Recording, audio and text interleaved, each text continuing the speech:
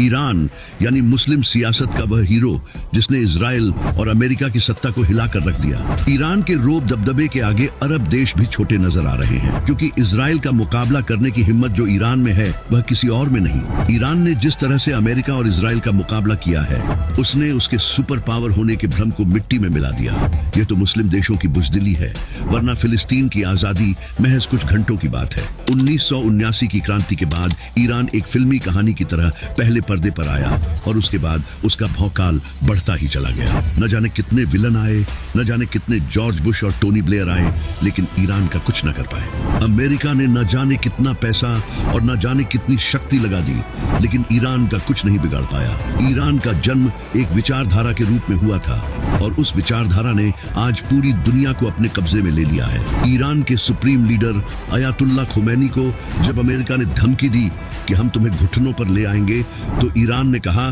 कि हमने यह मिसाइलें दिखाने के लिए नहीं बनाई, बल्कि यह हमारी आजादी और रक्षा का प्रतीक है। हम अपने रॉकेटों से ईरान के हर दुश्मन और हर विरोधी का वजूद मिटा देंगे। और ईरान 1989 से लेकर अब तक यह करता रहा है। जब भी ईरान पर हमला हुआ, ईरान ने उसका मुंह तोड़ जवाब दिया। पिछले दिनों जब इजराइल ने ईरान के लीडरों की हत्याएं की, तो ईरान ने उस पर मिसाइलों की बौछार कर दी। जिस आयरन डोम पर इजराइल को बहुत नाज था, ईरान ने उसके परखच्चे उड़ा दिए। पिछले 1400 सालों में ईरान को मिटाने की लाखों कोशिशें की गई, हजारों तरीके अपनाए गए, लेकिन ईरान आज भी दुनिया के सामने सीना ताने मजबूती से खड़ा है। आज भी जब फिलिस्तीन को मदद की जरूरत है, तो ईरान अपना सब कुछ कुर्बान करने को तैयार है। उसे ना कुछ खोने का खौफ है और ना कुछ पाने की लालसा।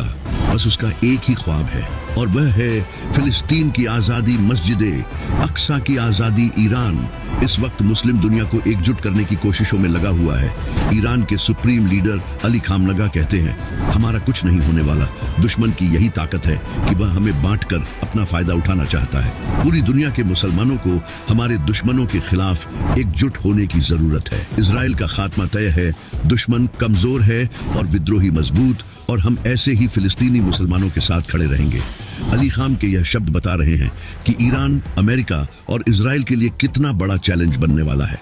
अमेरिका कभी नहीं चाहता कि मिडिल ईस्ट में शांति पैदा हो, इसलिए वह मुसलमानों को आपस में लड़ाने की कोशिशें करता रहता है।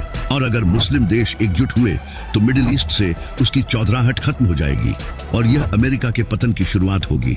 सद्दाम हुसैन ने जब ईरान पर हमला किया, तो उसके पीछे भी अमेरिका का एक झूठ था कि ईरान इराक पर हमला करने की योजना बना रहा है, और उस झूठ ने लाखों मुसलमानों की जानें ले ली थी। गाजा में इस वक्त लाखों मुसलमान जिंदगी और मौत की कशमकश में मुब्तला है।